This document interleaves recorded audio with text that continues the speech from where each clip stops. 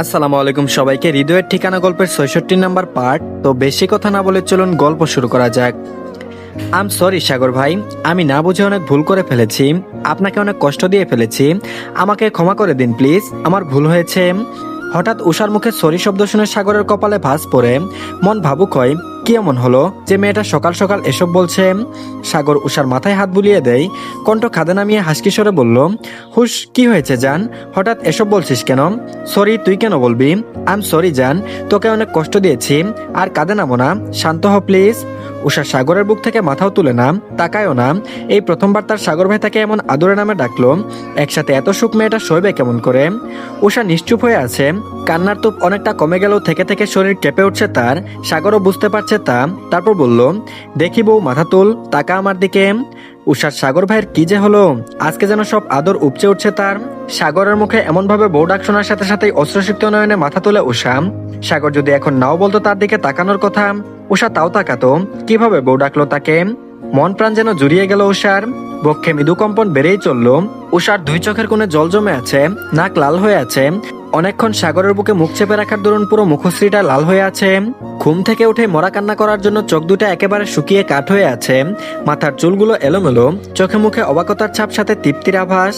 সাগর একদৃষ্টিতে তাকিয়ে থাকতে থাকতেই নিজের খেয়ে হারালো। বুকে মোচড় দিয়ে উঠল। হৃদযন্ত্র হয়তো কয়েক পল ধমকে রইল। সাগর নিঃসন্দেহে কি সৌভাগ্যবান না? নিজের স্ত্রীর কান্নার পরে এই মোহনীয় রূপ তার দেখার সৌভাগ্য হয়েছে। সে তো পৃথিবীর সবচেয়ে সৌভাগ্যবান। সাগর জিভ দিয়ে নিজের শুকনো ঠোঁট জোড়া ভিজিয়ে নেয়। ট্রেনের গতিতে চলতে থাকা হৃদযন্ত্রের শব্দ বুঝি উষার কানেও পৌঁছালো। সাগরের মনে হচ্ছে এই বুঝি হৃৎপিণ্ড বের হয়ে আসবে। সাগরের মাথা ধরে গেছে। আর কোনো দিকে না তাকিয়ে নিজের ডান হাত উষার থুতনিতে চেপে ধরলো। সঙ্গে সঙ্গে উষার শুকনো ঠোঁট জোড়া নিয়ে নিল নিজের দখলে। বড় আমোদে মেতে উঠল প্রেয়সীর উষ্ঠভাজে। কি ঘটলো তা বুঝে উঠতে উষার সময় লাগলো অনেক, তবে মুহূর্তটাকে নষ্ট করতে চাইল না। বিস্ময়ে বড় হয়ে যাওয়া নয়নযুগল বন্ধ করে নিল বড় আবেশে। এক হাত সাগরের ঘাড়ে চেপে ধরলো, আরেক হাত সাগরের বুকে। উষার আশকারা পেয়ে আরো লাগাম ছাড়া হলো সাগর। সময় গড়ালো বহুক্ষণ, কিন্তু কারোর মাঝে থেমে যাবার তাড়া নেই। অবশেষে যখন উষার শ্বাস আটকে আসার জোগাড় হলো, তখন সাগর ছেড়ে দিল তাকে। উষার কপালে গভীরভাবে নিজের ওষ্ঠ ছুঁয়ে দিল। পরপর নিজের কপাল উষার কপালের সাথে ঠেকিয়ে শ্বাস নিতে লাগলো অস্থির ভঙ্গিতে। কিছুক্ষণ সেভাবে থেকে উষার কানের কাছে নিজের মুখ নিয়ে হাসকি স্বরে ফিসফিস করে বলল, yummy, a morning kiss, you know sweet bee, now I feel too much better. উফ জান, আরো এক। কথা শেষ করার আগে সাগরের মুখ চেপে ধরে উষা। লজ্জায় তাকাতেও পারছে না তার ব্যক্তিগত পুরুষটির দিকে। লজ্জার তোপে গাল দুটো পাকা টমেটোর ন্যায় লাল হয়ে আছে। কান গরম হয়ে যেন ধোয়া বেরোচ্ছে। সে জানে তার সাগর ভাই কতটা লাগাম ছাড়া। এখন যদি লাগামে দড়ি না টানে নির্ঘাত উষাকে লজ্জা দিয়েই মেরে ফেলবে। সাগর উষার হাতের তালুতেই ভেজা চুমু খেলো। একবার, দুইবার, তিনবার আর বারবার। শরীর জুড়ে বয়ে যাওয়া শীর্ষানি অনুভূতির জ্বালায় আর থাকতে না পেরে উষা হাত সরাই। সাগর ফের বলল, উফ সুইট বি। উষা বলল, কি? সাগর বলল, অপাশ হয়ে শুয়ে পড়ো। উষা বলল, মানে? সাগর বলল, উফ বউ, বলেছি ডান পাশ হয়ে শুতে, যেন তোর পিঠ এসে আমার বুকে ঠেকে। সাগরের এমন আবদারে উষার ভ্রু কুচকে আসে। অবাক হয়ে বলল, কেন? সাগর বলল, উফ, যা বললাম তা কর না। উষা তাই করলো, পাশ ফিরে শুয়ে পড়লো। সাগর নিজের ডান হাতটা পেতে রেখেছিল। উষা তার ডান বাহুতে মাথা রাখলো। গা ঘেঁষে শুতে নিজের পিঠ গিয়ে ঠেকলো সাগরের বক্ষে। সাগর মুহূর্তে আরো গম্ভীর স্বরে বলল, হয়নি, আরো কাছে আই। উষার কপালের ভাঁজ গাঢ় হলো আরো একটু ঘনিষ্ঠ হয় সাগরের সাথে। এতেও সাগর সন্তুষ্ট নয়। সে আবারও গমগমে গলায় বলল, মেজাজ খারাপ করছিস কেন? আরো কাছে আই। আমি তো বুঝতেই পারছি না যে কোনো মানুষ আমার পাশে শুয়ে আছে কিনা।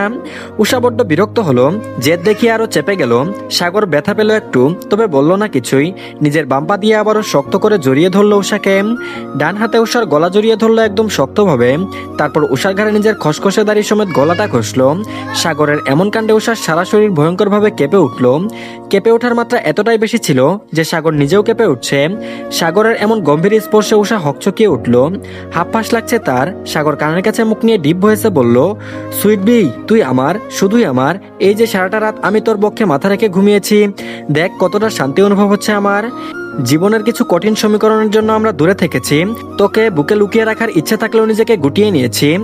তুই। সাগর আর বাকি কথাটা শেষ করতে পারলো না। তার পূর্বে দরজায় নক করলো কেউ। আর কাণ্ড দেখো, থামাথামিরও নাম নেই। কি আশ্চর্য! এখন কি বউয়ের সাথে একটু কথাও বলতে পারবে না? বিরক্তিতে চোখ মুখ কুঁচকে নেয় সে। উষা যেন হাঁপ ছেড়ে বাঁচে। গলা উঁচিয়ে তাকায় দরজার পানে। পরপর সাগরের দিকে তাকিয়ে বলল, মনে হয় কেউ এসেছে সাগর ভাই, দরজাটা খুলে আসি। সাগর তীব্র প্রতিবাদ করে উঠল, একদম না সুইট বি, তুই এভাবেই থাক, আমার ভালো লাগছে। যে এসেছে সে ঠিক সময় হলেই চলে যাবে। কিন্তু আর তা হলো কই, সাগরের ফোন বাজছে। এদিকে দরজায় একের পর এক করাঘাত, সাথে নার্সের ব্যস্ত গলা, রুগীকে ওষুধ নিতে হবে, জলদি উঠুন।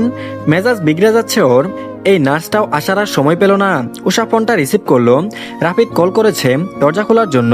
সাগরকে খাবার আগের ওষুধ নিতে হবে, সাথে নার্সরা একটু সব চেক করবেন। ডক্টর আসবেন সকাল 10টায়, তখন আবার চেক আপ হবে। উষা সাগরের বাঁধন ছেড়ে উঠে যাবে, তার আগেই সাগর উষার ঘাড়ে গভীর এক চুমু এঁকে দেয়। আর এদিকে ঘড়ির কাঁটা তখন 1টার ঘরে। সাগর বেডে শুয়ে আছে। সেই যে বউটাকে সকালে একটু কাছে পেয়েছিল, আর দেখা নেই। তার বাচ্চা বউটা আর দেখাই দিচ্ছে না। বাচ্চা মেয়েটা বুঝেও না তার বোরের এনার্জি প্রয়োজন। এসব ঔষধ টৌষধ কিছু না, 3 বেলাকে ডাবল করে 6 বেলা আদর দিলেই সব ঠিক হয়ে যেত। এসব ভেবে ভেবেই ক্ষণে ক্ষণে হতাশার নিঃশ্বাস ফেলছে সে। তার বাচ্চা বউটা সুস্থ হয়ে আগে বউকে নিজের কাছে রোমান্সের কোর্সে ভর্তি করাবে। 8 মাস মেয়াদী কোর্স। সাগরের চুপসে যাওয়া মুখখানা দেখে খরগোশের মতো কুটকুট করে হাসছে গালিব। সাগরের এমন আচরণে বিরক্তই বটে। এদিকে নেহাল আর রাফিদ যাবে উষাদের ফ্ল্যাটে। উষার কিছু বই রয়ে গেছে সেখানে। আগামীকাল ক্লাস টেস্ট আছে উষার। একটু আগেই প্রিয়তা ফোন করে জানালো, এই তো প্রায় 15 দিনের বেশি হবে সে কলেজে যায় না। তার উপর 2 দিন বাদেই রমজান, লেখাপড়ার সাথে কোনো সম্পর্কই নেই তার। সাগর আজকে অনেক বকাঝকা করেছে, রাজি করিয়েছে কলেজে যাওয়ার জন্য। কলেজে আর কতক্ষণ লাগে, এই তো 3 থেকে 4 ঘন্টা হয়তো। আর এদিকে, সাগর তুই শুয়ে শুয়ে রেস্ট নে, আমি আর রাফিদ আসি তাহলে। মামারা আছেন বাইরে, আর গালিব তো আছেই, কিছু লাগলে বলিস ওকে।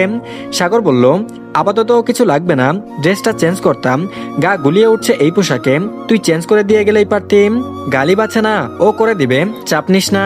সাগর বলল, গালিব আছে বলেই তো যত চিন্তা, শালা আমার মানিজ্জত না মেরে দেয়। গালিব দুষ্ট হেসে বলল, এত ভয় পাচ্ছিস কেন বাপ, সমস্যা আছে নাকি কোনো? সাগর দাঁতে দাঁত চেপে তাকায় নেহালের দিকে, অগ্নিদৃষ্টি নিক্ষেপ করে বলে দেয়, দেখলি শালা এখনোই শুরু করেছে আমার। সাগরের কথা শেষ করার আগে কেবিনে সিজান ভুইয়া প্রবেশ করেন, সঙ্গে লিপি বেগমও আছেন। নিজের বাবা মাকে দেখে চুপ করে যায় সাগর। নেহাল বিদায় নিতে ফের বলল, থাকো তোমরা, আমরা যাই তাহলে। আর এদিকে গালিব ডক্টরের সাথে গিয়েছে সাগরের মাথায় আঘাত সম্পর্কে আলোচনা করতে। এদিকে সাগর আর এক কাপড় পরে থাকতে পারছে না। লিপি বেগম তাই উষাকে বললেন, গালিব আসতে দেরি হবে, তুই না হয় শার্টটা চেঞ্জ করে দে, আর একটা ভেজা কাপড় দিয়ে গাটাও ভিজিয়ে দে। উষা হতভম্ব হয়ে যায়, সে এখন শার্ট খুলে দেবে।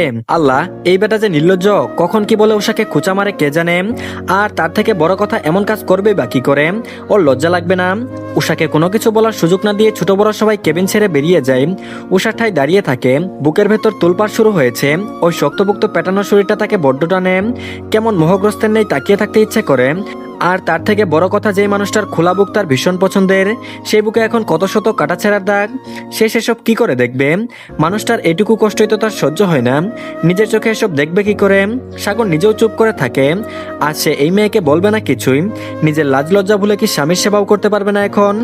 অসুস্থ মানুষটার প্রতি কি এটুকুনো মায় হয় না মেয়েটার? এইভাবে অগোচরে দীর্ঘশ্বাস ফেলে সাগর, তারই তো দোষ, সেই তো মেয়েটাকে নিজের থেকে সর্বদা দূরে দূরে রেখেছে।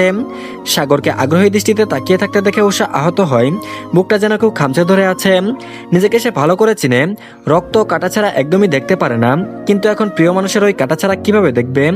এদিকে সাগরের এমন দৃষ্টি উপেক্ষা করতে মন চাইল না উষার। কিছুক্ষণ দুনামোনা করে এগিয়ে যায় সাগরের দিকে, বুকে সাহস সঞ্চার করে পা বাড়ায় সামনে। উষাকে নিজের দিকে এগিয়ে আসতে দেখে সাগরের ঠোঁটের কোণে এক চিলতে হাসি ফুটে ওঠে, মনে এক ধরনের প্রশান্তি অনুভব করে সে। উষা ধীর পায়ে কদম ফেলে এসে দাঁড়ায় সাগরের সামনে, আস্তে করে বসে পড়ে সাগরের পাশে। সাগরের আদুরে আর তীক্ষ্ণ দৃষ্টিতে কেমন করে উষার দিকে স্থির হয়ে আছে। তারপর বলল, নেকামি শেষ হয়েছে নাকি এখনো বাকি? গম্ভীর স্বরে বলা কথাটা শুনলো উষা, তবে বুঝলো না কিছুই। নাক মুখ কুঁচকে বলল, মানে কিসের নেকামি?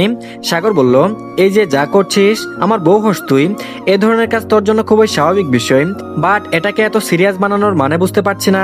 উষা ভরকাই, ওর জন্য এটা স্বাভাবিক। তারা স্বামী স্ত্রী ঠিক আছে, কিন্তু তাদের মধ্যে কি তেমন কোনো সম্পর্ক আজও গড়ে উঠেছে? লজ্জা তো লাগবেই। 7-5 না ভেবে কাপা কাপা হাত দুটি এগিয়ে নিয়ে যায় সাগরের দিকে। আস্তে ধীরে সুস্থে খানিকটা সময় লাগিয়ে আনবাটন করে সাগরের শার্টটা, খুব সাবধানে কাঁধ থেকে সরিয়েও দেয়, হালকা হাতে পিছন থেকে টেনে খুলে শার্টটা, তারপর হাতে নিয়ে এসে দাঁড়ায় সাগরের সামনে। কাপা কাপা বদনার আঁকিতে টইটম্বুর করা জল নিয়ে চোখ তুলে তাকায় সাগরের বুকের দিকে। ব্যান্ডেজ স্ট্রিপের উপর দিয়েও কেমন রক্তের লাল আভা স্পষ্ট বোঝা যাচ্ছে। উষার চোখের কার্নিশে জল জমে, চোখ ভিজে ওঠে, ঠোঁট কামড়ে ধরে নিজের, তার বুকটা যে কেমন খালি খালি লাগছে। গুলিটা যদি আর 2-1 ইঞ্চি নিচে লাগতো তাহলে কি হতো? চিরজীবনের জন্য কি সাগর ভাইকে হারাতে হতো? উষা ফুপিয়ে উঠল, নিজের আবেগকে কিছুতেই নিয়ন্ত্রণ করতে পারছে না সে।